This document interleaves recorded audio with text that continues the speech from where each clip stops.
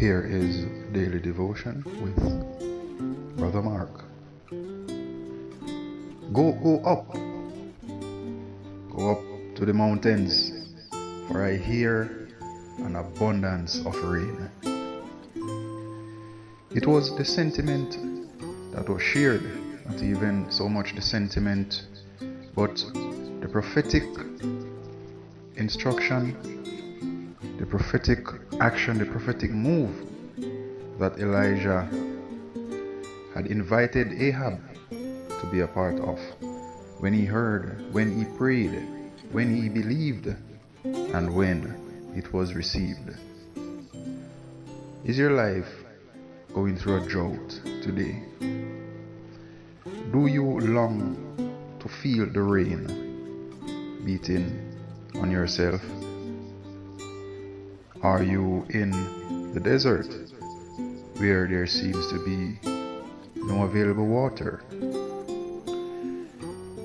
The book tells us of when there was a time that no rain. God had withheld his blessing and decided no rain based upon the prayers, the happenings, based upon life and how the will of God would have had it. The prophet Elijah, he decided to pray, and so pray he did.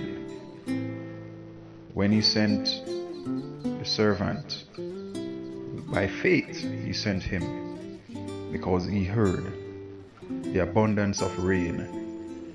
Not that he heard it physically, but this hearing was one that was had spiritually. It was one that, because within the prophetic scriptures that said, if you ask for rain, you shall receive.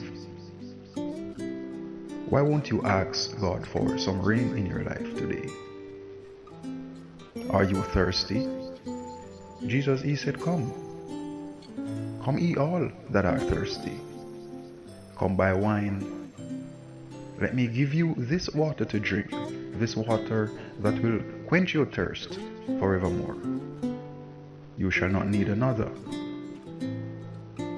Turn your eyes and turn your faith to the abundant blessing, to the abundant provisions that is in heaven, which we are joint heir with Jesus Christ, and therefore legally we also are deserving of those blessings in heaven. I want to tell you that if you continue believing, then you should expect the rain. Set up yourself.